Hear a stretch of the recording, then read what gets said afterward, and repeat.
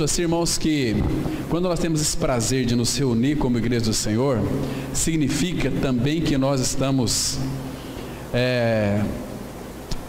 com bastante convicção do que é céu, porque essas reuniões da igreja, conferências, quando temos um prazer e priorizamos isto, significa que nós somos aptos para o céu, porque tudo isso aqui é um ensaio para o céu.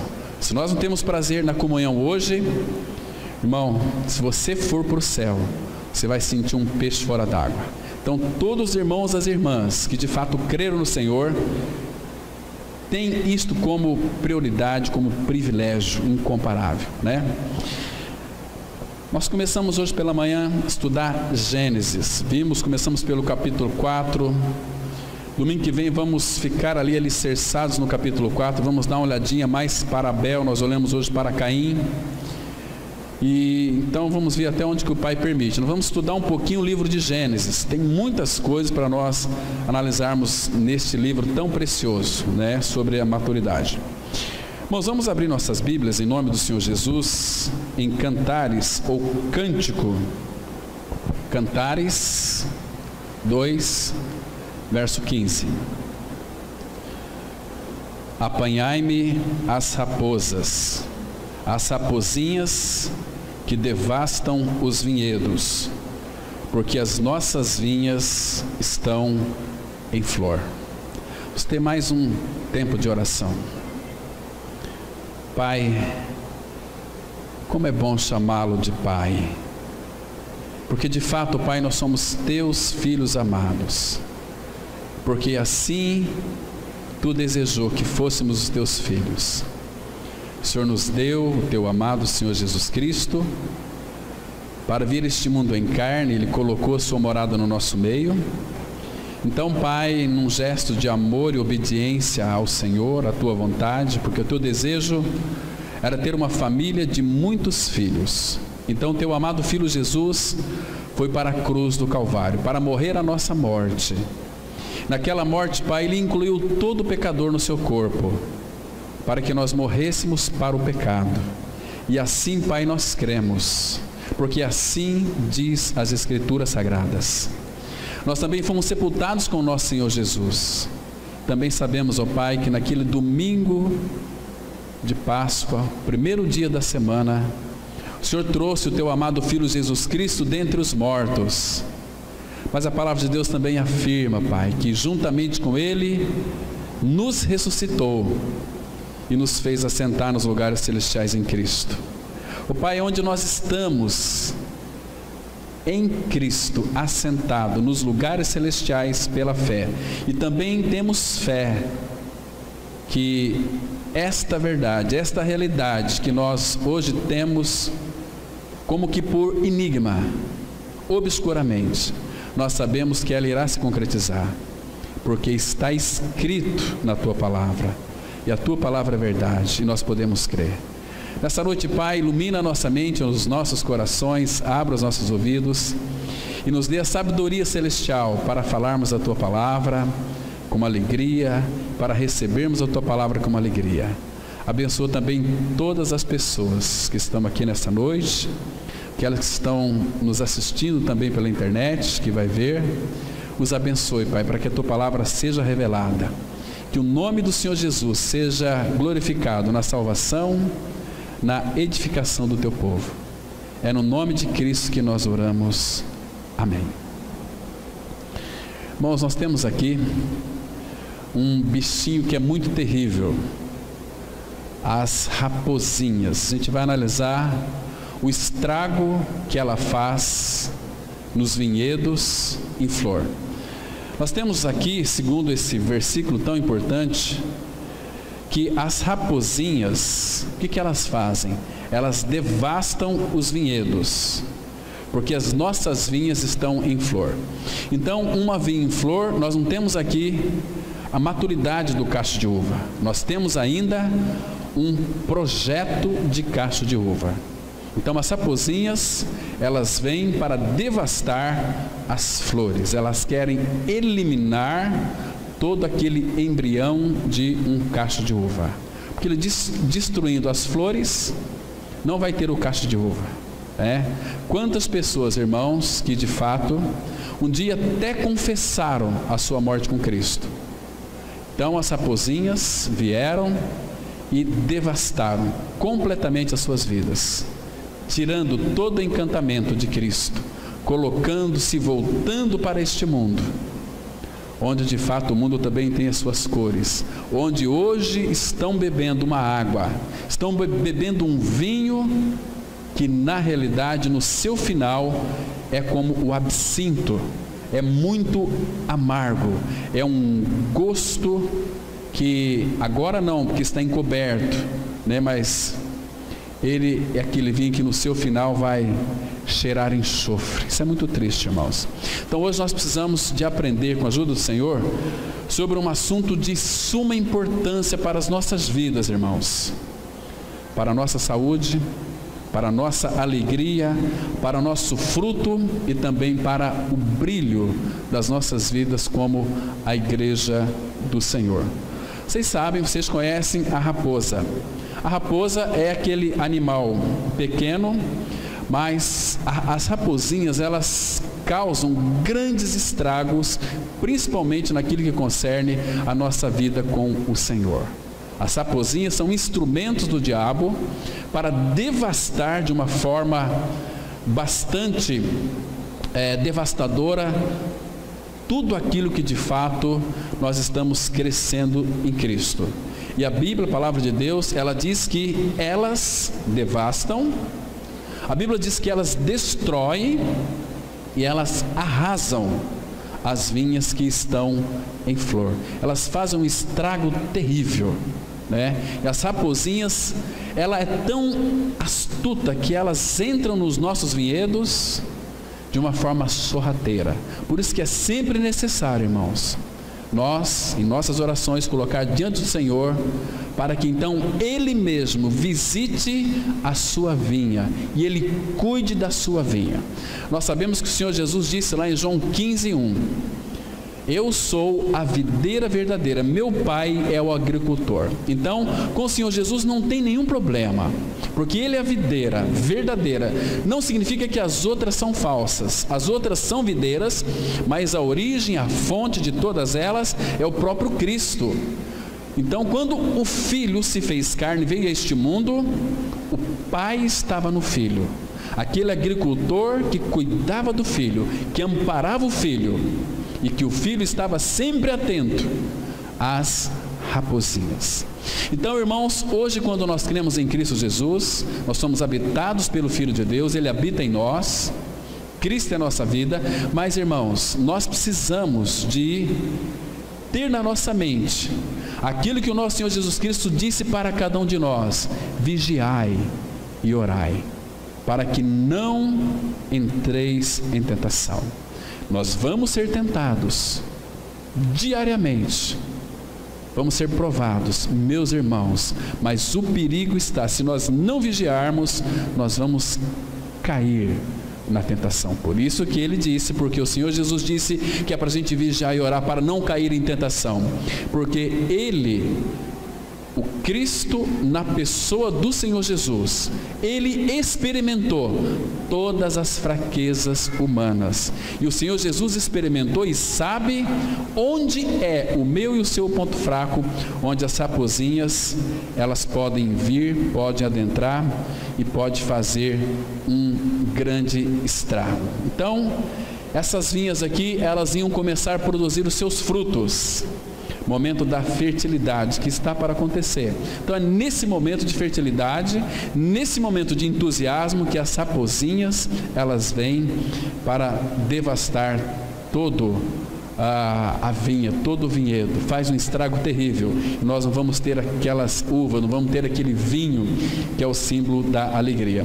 Então nesse texto aqui, irmãos, nós temos aqui um projeto de cacho de uvas. Por quê? Porque ela ainda está em flor, Então o texto que nós lemos aqui mostra que Cristo alerta a sua igreja com relação a um perigo, que é as raposinhas, que com a ajuda do Senhor nós vamos analisá-las hoje um pouquinho, o que significa.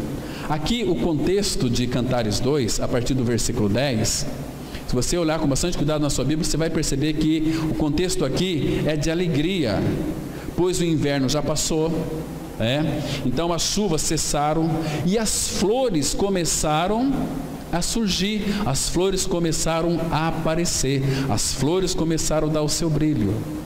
Irmãos, assim é a vida do cristão quando espelha a pessoa de Cristo. Claro que o inimigo vai ficar muito revoltado. O inimigo, ele range os dentes contra Cristo.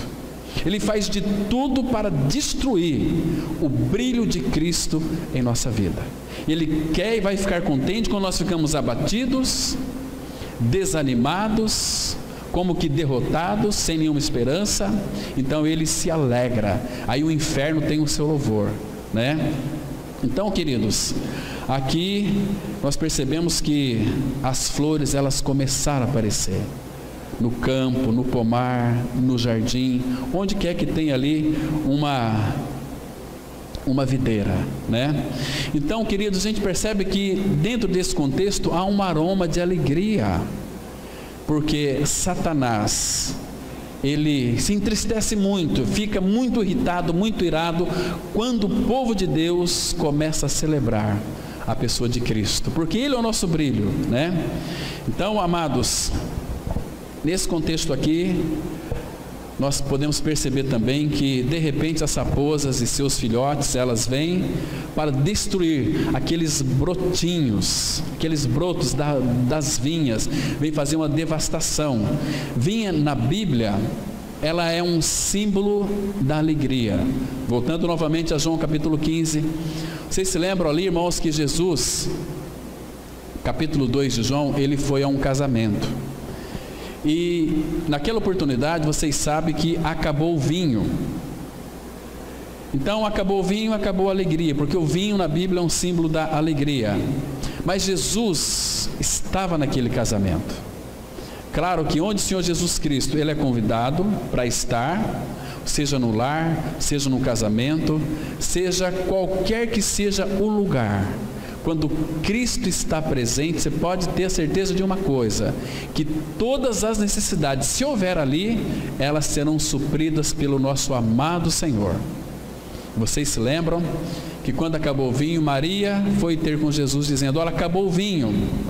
E ele disse para Maria: mulher, que tenho eu contigo? Ainda não é chegada a minha hora. E a Maria virou-se para os serventes e disse o seguinte: fazei tudo que ele vos mandar. Então Jesus pediu para que aqueles homens preparassem 6 metretas de pedra e enchesse de água. Aquelas 6 metretas de pedra tipificava o que o homem é. 6, número 6 na Bíblia fala do homem. O homem foi criado no 6º dia. Então, a partir daquele momento, pediu para que então enchesse de água. Aqueles serventes encheram ela de água, aí chegaram diante de Jesus e como que perguntando: o que faremos agora? Agora vocês levem ao mestre-sala. Mestre-sala é aquele que experimentava o vinho. Então, quando aqueles serventes, imagina só, levando água sobre os seus ombros, mas a palavra fala que no momento que eles iam até o mestre-sala, aquela água foi transformada em vinho. Claro, irmãos, que não vou falar aqui de uma forma científica, aconteceu ali um milagre maravilhoso, que a água, ela foi transformada em vinho, não apenas em vinho, mas naquele bom vinho, aquele vinho que quando você bebe é um vinho muito diferente, porque ele tem uma procedência divina, o Senhor que fez. E o Senhor, Ele fez aquele vinho, era algo que fora produzido dele mesmo, porque Ele disse em João 15:1, eu sou a videira verdadeira. Eu sou a videira verdadeira, então de mim é que vai proceder este bom vinho, entende? Então quando o mestre-sala tomou aquele vinho, sabe o que aconteceu? Ele tomou e dirigiu-se ao noivo, dizendo o seguinte: olha, meu amigo, é comum entre o nosso povo servir o bom vinho e deixar o inferior para depois, mas você fez totalmente ao contrário. Você guardou o bom vinho para ser servido no final. Imagina a cara do noivo: talvez eu nem sabia disso. Então eles tomaram aquele bom vinho, aquele vinho precioso, aquele vinho que foi produzido pelo próprio Senhor. Claro que houve um milagre, mas todos os milagres de Cristo são a partir daquilo que Ele é. Ele, não é que Ele vai curar as pessoas, Ele é a nossa cura. Então Ele tem poder para curar. Então nós vamos entender isso quando Paulo fala o seguinte: Cristo é tudo em todos. Isso não alegra o teu coração? Quando você tem uma convicção de que Cristo é a sua vida, mora dentro de você, você tem tudo que você precisa. Você, em primeiro lugar, você tem vida. E essa vida, irmãos, não é uma vida comum, é uma vida que não se acaba mais. E eu vim para que tenham vida, e vida em abundância. Infelizmente, irmãos, as raposinhas, elas mexeram na mente e no coração das pessoas, que achando que Jesus veio para criar uma religião, para criar uma denominação, para criar doutrinas de igreja, para criar regras, para criar mandamentos. Ele não veio para fazer isso. Tudo isso vai trazer muitas cargas para nós, vai trazer muito peso para nós. Ele veio para que nós tivéssemos vida, e Ele nos chama a uma responsabilidade, que nós então correspondamos a este amor. Por quê? Porque nós somos a noiva de Cristo. Irmãos, se nós somos a noiva de Cristo, a igreja do Senhor, nós temos que amar o nosso Senhor. Ou se nós não amamos o nosso Senhor, nós somos adúlteros. Você ama a Cristo? Responde essa pergunta no fundo do seu coração. Você o ama? E quando nós amamos o Senhor, nós temos, irmãos, um profundo desejo em passar tempo com Ele, em viver uma vida de intimidade com Ele, em passar Ele no nosso quarto, ou talvez na sala, fechar os olhos e contemplar a face do Senhor. Quão precioso! Irmãos, o Senhor almeja isso de cada um de nós. Irmãos, isso é tão precioso, nós não podemos ser negligentes nesse aspecto aqui. Então, irmãos, essas raposinhas, ela vem para destruir toda a fonte de alegria que há em nós. Então isso é motivo de grande preocupação e de grandes cuidados urgentes, pois não haverá alegria no futuro, pois destruídos os brotos de todo o vinhedo, destrói-se os frutos antes mesmo que ele nasça. Então, o Espírito Santo, Ele é a própria alegria. A palavra fala, em Romanos capítulo 15,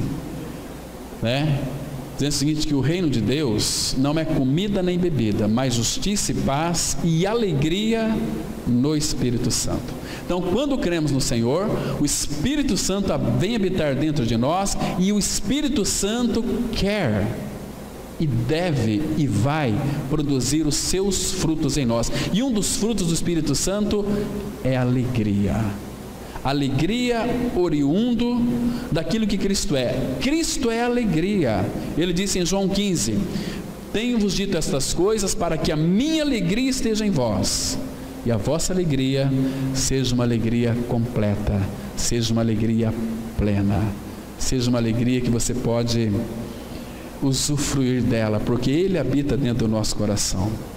Então, irmãos, às vezes quando a igreja do Senhor começa a florescer, a brotar os frutos, algo acontece para roubar a alegria e a comunhão entre os irmãos. Nós temos que vigiar. Por isso que aos domingos pela manhã nós estamos tratando desse assunto da maturidade espiritual, porque Cristo quer uma noiva madura, uma noiva que ela possa resolver os problemas da cozinha de uma casa. E a igreja, claro que pelo Espírito do Senhor, vai levantar homens e mulheres, irmãos, que vai, em primeiro lugar, capacitá-los, formando o caráter de Cristo, e esses irmãos e essas irmãs tomarão decisões importantes na vida da igreja. Mas a igreja, irmãos, talvez por uma questão de negligência espiritual, ela não vai avançar no conhecimento de Cristo. Ela vai, de alguma maneira, estar retrocedendo. Quando nós não avançamos, irmãos, nós estamos retrocedendo. Quando nós vivemos uma vida de retrocesso, o que acontece? O Senhor não tem mais prazer em nós. O Senhor tem prazer quando nós avançamos para a maturidade. Avançar para a maturidade significa avançar para o caminho da santidade. Hebreus 3, versículo 1, falando da nossa vocação celestial, a palavra fala assim: por isso, santos irmãos, que participais da vocação celestial, considerai atentamente a Jesus, olhando para Ele, né? Então, irmãos, se você pegar aí alguma literatura, você vai perceber que a raposa, ela é conhecida na literatura clássica e na Bíblia como um animal astucioso, voraz, causador de danos. Às vezes são danos irreparáveis, né? Os falsos profetas são comparados a essas raposas lá no deserto. Abra sua Bíblia, por favor, no livro do profeta Ezequiel, capítulo 13, versículo 4. Ezequiel 13, versículo 4. Nós temos aqui, irmãos, uma declaração muito importante da palavra de Deus, que vai mostrar que esses profetas, eles são tidos como raposas. Ezequiel capítulo 13, versículo 4.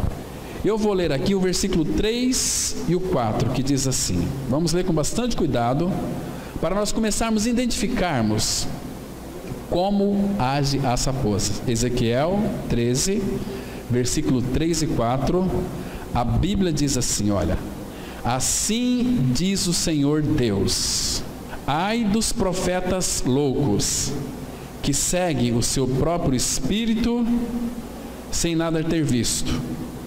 Os teus profetas, ó Israel, são como raposas entre as ruínas. Está vendo aqui? Os profetas, muitas vezes, eles são na realidade raposas. Atrás de muitos púlpitos existem muitas raposas que nunca experimentaram a graça do novo nascimento em Cristo, que nunca experimentaram verdadeiramente e realmente o que significa ser uma nova criatura. Por isso que eles despejam sobre a vida da igreja tantos terrores, tantas ameaças, tantos cabrestos, tantas esporas, né, para ferir, para machucar as ovelhas que são do Senhor. Irmãos, nos nossos dias, eu e você, nós não estamos ausentes das raposinhas. Elas estão em todo canto, pois elas estão em todo lugar, procurando arrancar os brotos dos futuros frutos que o Espírito Santo quer produzir em nossas vidas. Então nós fizemos aqui, irmãos, para essa noite, uma lista de 9 itens que são, de fato, as raposinhas. Eu queria que você ficasse bem concentrado, atentasse muito para isso, porque tudo isso tem a ver comigo e com você, porque as raposinhas, elas procuram tirar de nós o brilho de Cristo, para que a gente vive uma vida azeda, uma vida moada, uma vida de murmurantes. Hoje à tarde foi tão precioso nós compartilhar com os jovens, né, ali. Uma das coisas que foi muito citada foi a questão da murmuração. Irmãos, quando um filho de Deus murmura, qualquer tipo de murmuração, significa que não há um contentamento no seu coração. Porque, irmãos, contentamento é um estado de graça no nosso coração. Quando de fato nós recebemos o Senhor Jesus Cristo, e o nosso Senhor Jesus Cristo, quem Ele é, irmãos? Ele é tudo. A Bíblia diz que Cristo é tudo. Se nós recebemos o tudo de Deus, como pode existir em nós murmuração? Se há murmuração, significa que existem em nossas vidas as raposinhas que estão devastando este brilho de Cristo em nós. As raposinhas entram no nosso relacionamento e destrói, faz inimizades. Elas entram na vida dos casais e destrói, causando adultério, causando insatisfação, causando descontentamento, causando tristeza, fazendo pensar que Deus lhe esqueceu de você. Mas, irmãos, por favor, nunca se esqueça disso. Ainda que uma mulher que dá de mamar para o seu filho esqueça do seu filho? Essa mulher pode esquecer do seu filho, mas Deus disse: ainda que esta venha se esquecer, Isaías 49, eu de ti jamais me esquecerei. Ele disse em Hebreus 13:5, nunca te abandonarei, jamais te deixarei. Ele que disse, e o nosso Senhor, Ele é justo, Ele é um Deus de palavra. Entende, irmãos? Então, que seria hoje essas raposinhas que devastam os vinhedos que estão florescendo, que estão dando o seu brilho? Eu vou falar pelo menos aqui 9. Eu sei que não vai dar para a gente tratar dessas 9 formas que as raposinhas então atacam o vinhedo. A primeira delas chama-se uma coisa chamada fofoca.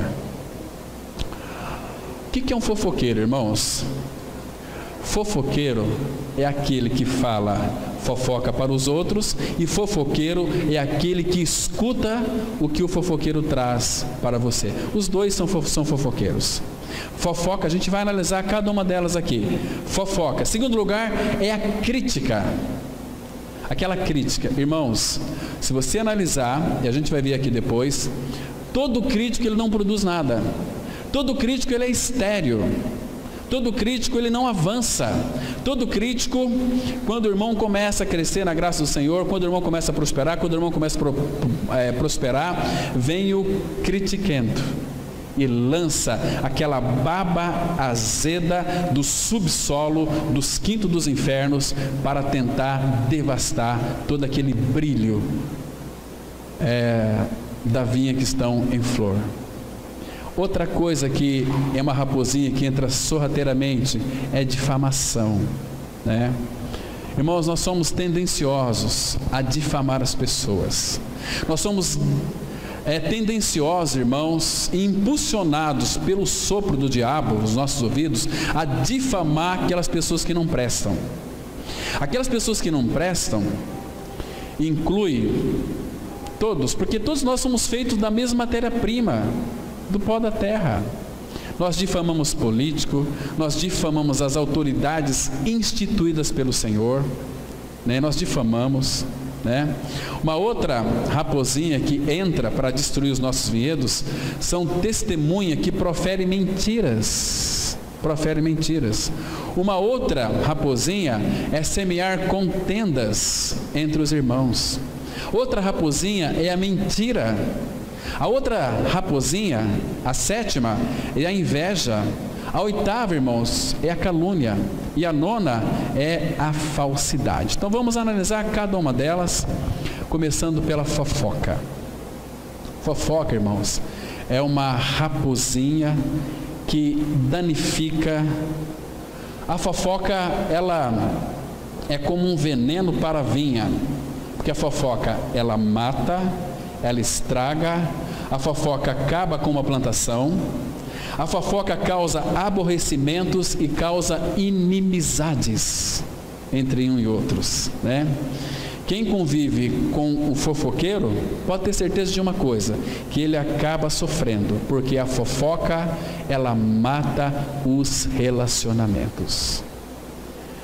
Tinha um irmão do passado que já faleceu.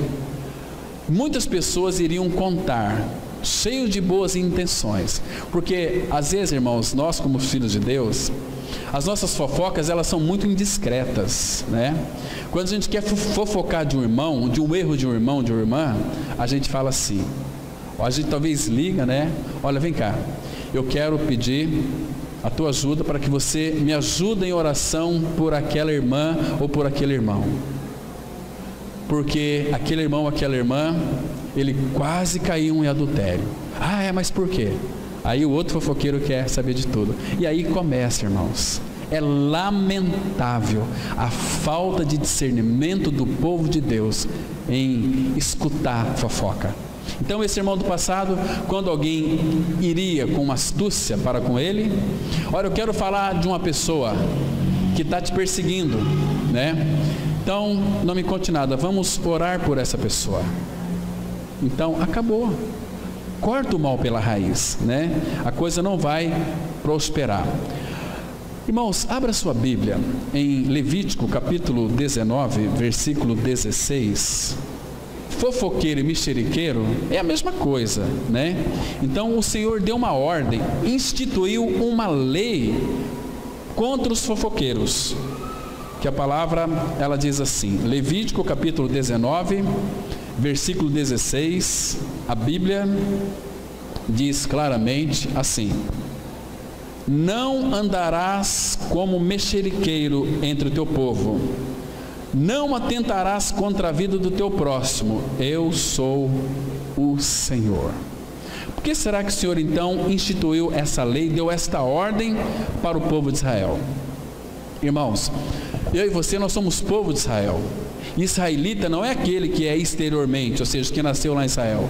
Israelita é todo aquele que nasceu de novo, é todo aquele que foi morto com Cristo na cruz. Cristo é a sua vida. Então, não andarás como mexeriqueiro entre o teu povo, fazendo mexericos um para com o outro. Isso soa tão mal aos olhos do nosso Pai Celestial, porque o nosso Pai Celestial está com os olhos dele postos em cada um de nós.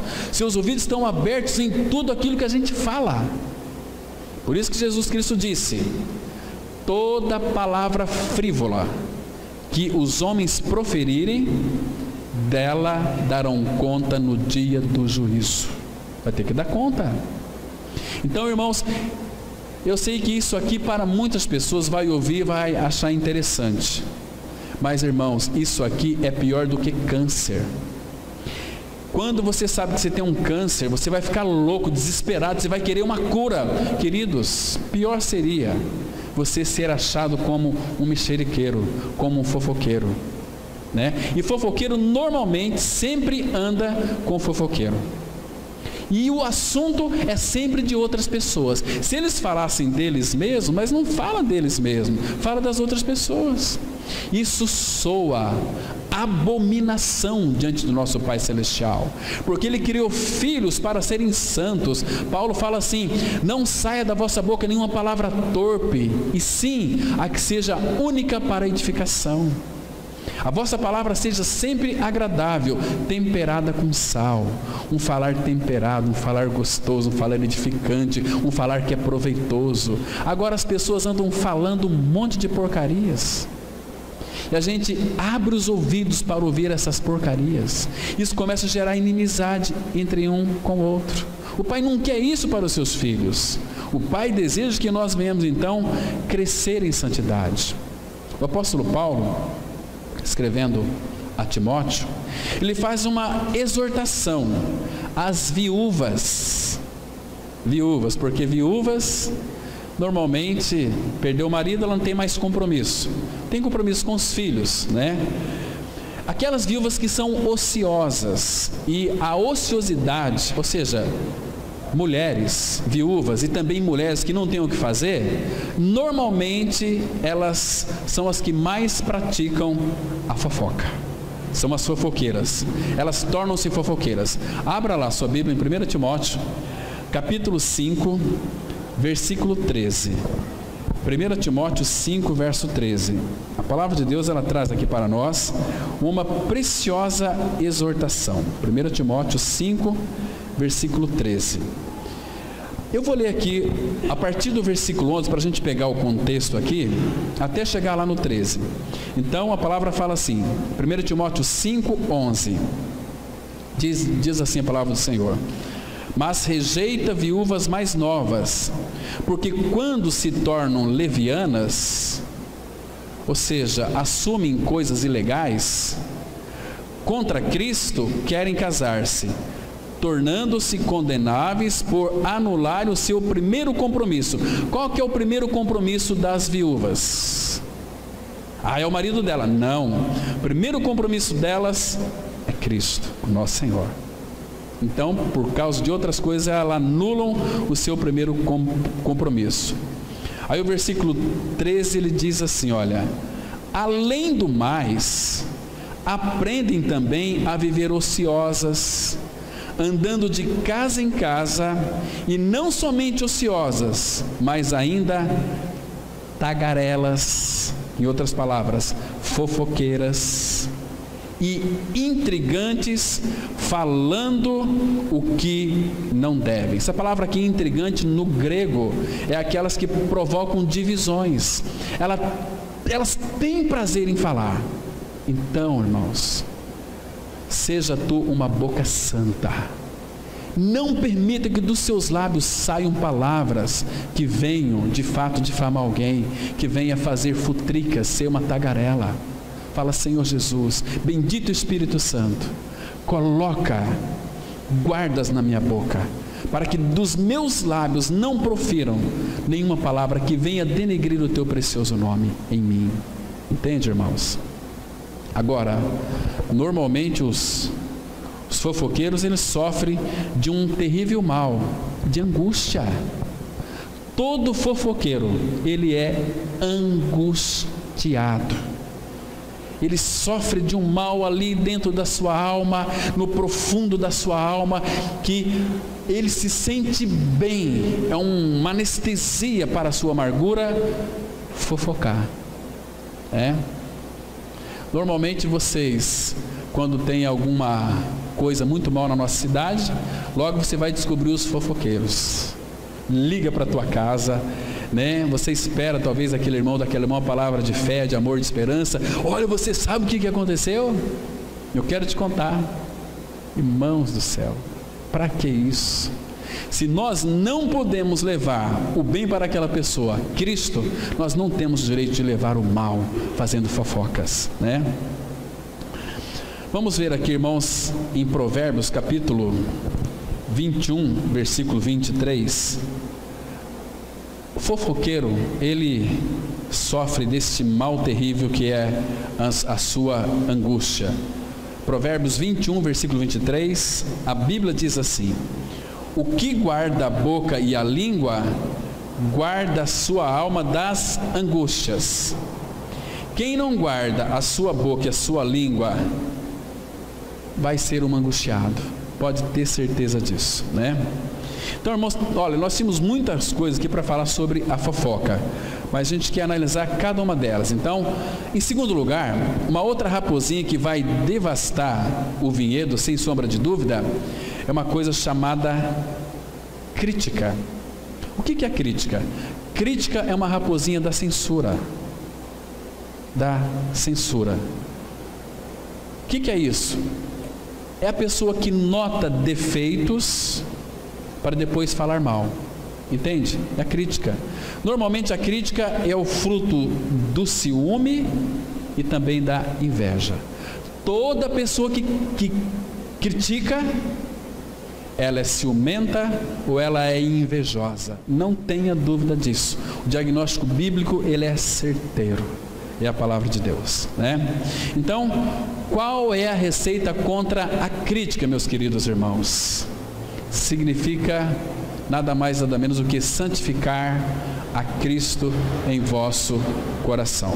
Vamos abrir em 1 Pedro, capítulo 3, os versículos 15 e 16, né? Porque uma vez que você é filho de Deus, você vai ser muito criticado. Mas agora, irmãos, existe aquelas pessoas que falam assim, mas é uma crítica construtiva. Às vezes isso pode ser uma astúcia, né? Mas uma crítica construtiva é feita pelo que ama. Quem ama normalmente vai pegar aquele irmão, aquela irmã que está tendo atitudes erradas, vai chamar no particular e vai dizer o seguinte: olha, eu vou dizer para você uma coisa que é muito dura, mas é porque eu te amo. E vai explicar a situação. Essas são críticas valorosas e que Deus aprecia, né? Aliás, eu não diria que nem seria crítica, seria exortações. 1 Pedro 3, 15, 16, a palavra fala assim: antes, santificai a Cristo como Senhor em vosso coração, estando sempre preparados para responder a todo aquele que vos pedir razão da esperança que há em vós, fazendo-o todavia com mansidão e temor, com boa consciência, de modo que naquilo em que falam contra vós, ou naquilo que criticam a vosso respeito, fiquem envergonhados os que difamam o vosso bom procedimento em Cristo. Então, irmãos, quando a crítica vier, e nós temos o discernimento, porque a palavra de Deus fala que o homem espiritual ele discerne bem todas as coisas, você sempre vai ter da parte do Senhor uma palavra para responder, porque eles invejam, eles têm ciúmes do nosso bom procedimento em Cristo Jesus. Irmãos, outro detalhe importante: nós não devemos criticar os nossos irmãos, mas sim acolher os nossos irmãos, como a Bíblia diz que nós devemos acolher uns aos outros. Você se lembra como Cristo nos acolheu? Abra em Romanos, capítulo 14, versículo 1, né?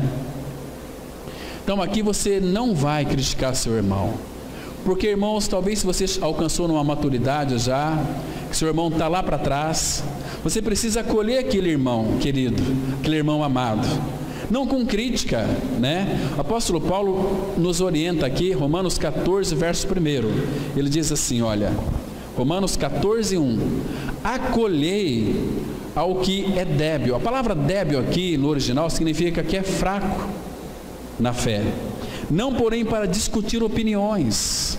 Olha, meu irmão, você está muito fraco aí na sua fé, né? Então você tem que seguir o meu exemplo. Olha só como é que... Não, isso aí não para discutir.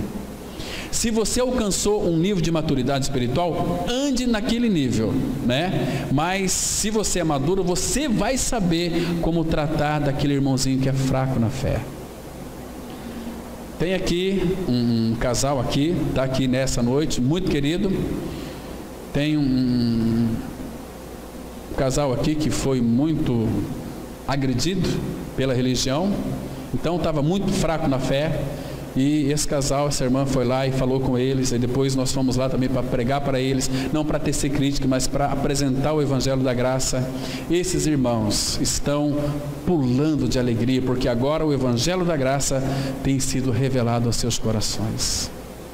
Ninguém, irmãos, ninguém foram lá para acolhê-los, mas sim para criticá-los, levantando nas redes sociais uma série de críticas mordazes, vorazes. Mas esse casal tem certeza que foi separado para o Senhor e está crendo no Senhor, tem tido seus olhos abertos, estão vibrando com a vida de Cristo.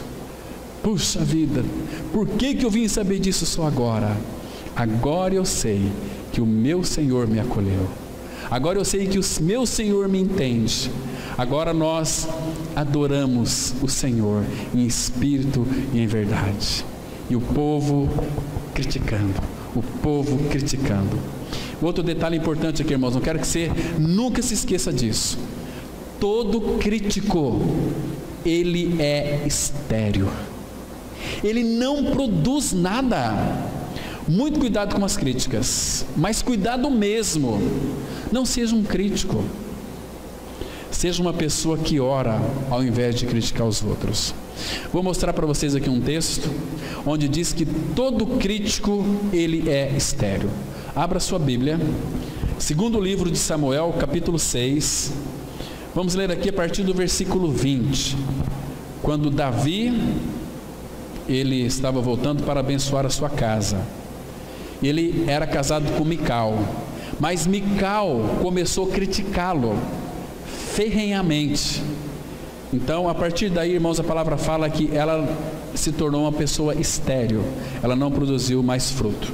Segundo livro de Samuel, capítulo 6, versículos 20 ao 23, a Bíblia diz assim: voltando Davi para abençoar a sua casa, Mical, filha de Saul, saiu a encontrar-se com ele. Ele disse: que bela figura fez o rei de Israel, descobrindo-se hoje aos olhos das servas de seus servos, como sem pejo se descobre um vadio qualquer. Diz, porém, Davi a Mical. Irmãos, você prestou atenção aqui? O que Mical disse a respeito do rei Davi? Que é o homem segundo o coração de Deus, né? Que bela figura fez o rei de Israel, descobrindo-se hoje aos olhos das servas de seus servos, como sem pejo se descobre um vadio qualquer. Olha só. Diz, porém, Davi a Mical: perante o Senhor, que me escolheu a mim, antes do que a teu pai e a toda a sua casa, mandando-me que fosse chefe sobre o povo do Senhor, sobre Israel. Perante o Senhor me tenho alegrado. Eu tenho me alegrado, Mical, é diante do Senhor. E veja aqui o versículo 22. Ainda mais desprezível me farei e me humilharei aos meus olhos, quanto às servas de quem falaste, delas serei honrado. Agora olha o versículo 23, a consequência da crítica. Mical, filha de Saul, não teve filhos até o dia da sua morte. Está vendo? O que a crítica faz? A crítica nos faz pessoas estéreis, não produzimos nada. Todo crítico é um miserável, todo crítico é um lamuriento, todo crítico é azedo. Não dá, irmãos, para a gente caminhar com pessoas que é critiquenta.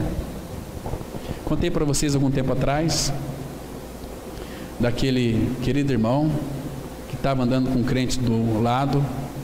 Aquele irmão, ele via qualidade do Senhor em todas as coisas. Estavam caminhando e o outro era um crítico azedo, um crítico amuado, aquele azedume que vem do fundo da alma, saía dos lábios, aquela coisa assim que misericórdia, ó dia. Então ele estava andando, aí então tinha um cachorro morto, e aquele critiquento, olha que cão fétido, vamos passar longe aqui. Meu amigo, mas olha os caninos dele. Esse cão tinha uns caninos tão maravilhosos. E ele já ficou irritado. Aí caminhando, aí aquele irmão que conhecia o Senhor olhou para uma casa verde tão bonita, disse, olha aquela casa, que pintura mais linda. Aí o critiquento olhou, olha, mas ela é um pouco torta assim, consegue ver defeito. Então, como aquele irmão, ele conseguia ver a beleza em todas as coisas, aí aquele critiquento virou-se para ele e disse o seguinte, meu amigo, o que você acha do diabo? O diabo é um rapazinho trabalhador. Ele conseguiu ver qualidades até no diabo, mas é uma verdade. O diabo, ele não se cansa, está em todo mundo, dentro da igreja do Senhor, destruindo, como aquelas raposinhas, aquelas flores, aqueles projetos de cacho de uva. Terrível. Então, uma outra raposinha, irmãos, é a calúnia. O que é a calúnia? Calúnia, meus irmãos, é a raposinha da mentira, raposinha da falsidade, da invenção de coisas, né? A calúnia. Infelizmente, esta prática, ela é relativamente comum dentro do arraial do Senhor. Em outras palavras, dentro da igreja do Senhor. É muito comum, irmãos que ainda não alcançaram a maturidade no Senhor, ser caluniadores. Frutificando o quê? Frutificando desarmonia, que mais? E uma série de consequências, né, que eles vão provocar, através do qual o corpo de Cristo, ele é enfraquecido e o inimigo, ele é sempre exaltado, porque o inimigo é exaltado quando há calúnia no meio do povo de Deus. Irmãos, vamos ser sinceros, nas nossas conversas, você tem caluniado o seu irmão? Você tem falado daquele seu irmão a respeito de qualquer outra pessoa? Irmãos, nós não temos esse direito, nós somos filhos amados do Pai. O Pai ama todos. Isso é uma doença terrível da alma que precisa ser curada. E o Senhor, ele tem o bálsamo de Gileade nas suas mãos para curar esse terrível mal que se chama calúnia. Irmãos, e calúnia é um assunto que Deus leva muito a sério, muito a sério. Abra sua Bíblia no Salmo 101, o versículo 5. Salmos 101, versículo 5. Porque quando uma pessoa calunia a outra, normalmente ela faz sempre as escondidas, as escuras, uma outra pessoa longe daquela pessoa que não está presente, né? Diz assim a palavra, Salmo 101, versículo 5. Presta atenção aqui, irmãos, a palavra de Deus. Ao que as ocultas calunia o próximo, a esse destruirei. O que tem olhar altivo e coração soberbo, não suportarei. Mas, irmãos, você viu aqui a consequência de caluniar? Como é que Deus vai destruir essa pessoa? Assim caindo um raio na cabeça dela? Não. O Senhor começa então, porque é uma plantação, irmãos. Se Deus disse que ao que calúnia as ocultas o seu próximo, a esse destruirei.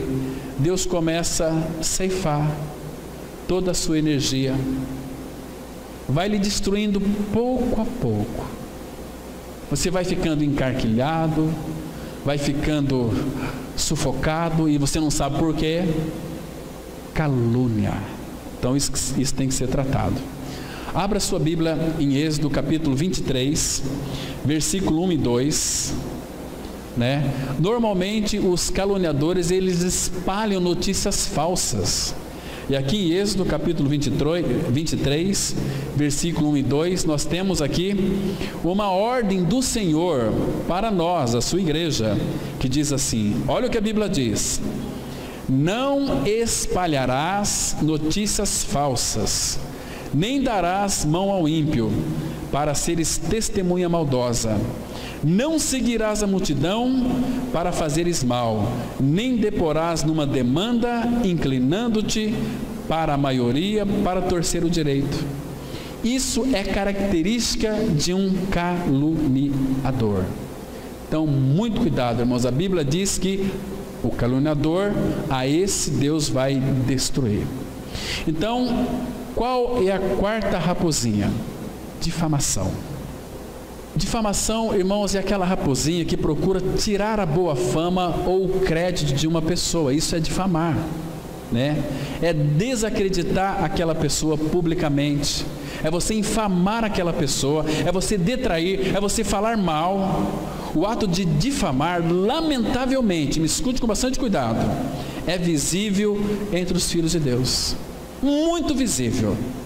Os filhos de Deus gostam de difamar uns aos outros, Eu sei que isso é muito duro, mas nós temos que falar, Então isso acontece quando observa a vida alheia, com o fim de destacar aqueles erros que aquela pessoa tem. Tem prazer em falar da vida do próximo, mas sempre difamando.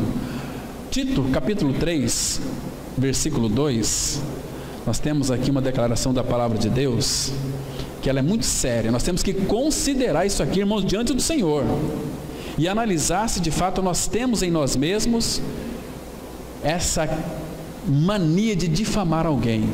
Envolve políticos, seja lá quem que for. Você votou em fulano de tal, o outro ganhou, não difame aquele que ganhou. Você tem que orar por aquele. Tito 3,2, a Bíblia diz assim, olha, não difamem a ninguém. Ninguém é ninguém, é todo mundo. Nem sejam altercadores, mas cordatos, dando provas de toda cortesia para com todos os homens. Irmãos, é tão maravilhoso quando você de fato conversa com uma pessoa que ela é cortês, que ela é polida, que ela é meiga, que ela é dócil, que ela é pura, que tem um coração totalmente trocado, que o coração dessa pessoa está cheio de Cristo. Você não vai ouvir outro assunto a não ser Cristo. Olha, irmãos, eu não consigo ficar numa roda de pessoas ímpias e que talvez uma vez que eu entro naquela roda de conversas, mas eu não consigo ficar pelo menos 5 minutos sem falar de Cristo. Por quê? O coração está cheio de Cristo e a boca fala daquilo que está cheio o nosso coração. Isso é tão claro, porque aquele que difama, a palavra fala que ele é louco, que ele é débil mental, que ele é insensato. Abra sua Bíblia em Provérbios capítulo 10, versículo 18. Veja aqui, irmãos, eu não vou apertar muito não, porque pode ser que alguém saia daqui depressivo, e essa aqui não é o nosso propósito, que nós saímos daqui edificados. Mas a palavra insensato, que aparece aqui em Provérbios 10, 18, é sem senso, é uma pessoa totalmente débil mental, é uma pessoa louca, é uma pessoa doida, varrida, né? Provérbios 10, 18, a palavra fala assim, olha: o que retém o ódio é de lábios falsos, e o que difama é insensato. Quer saber se você é insensato ou não? A Bíblia diz que você é quando você difama. Está me compreendendo? Então, não difama, irmãos. Agora, vamos aprofundar mais um pouquinho aqui.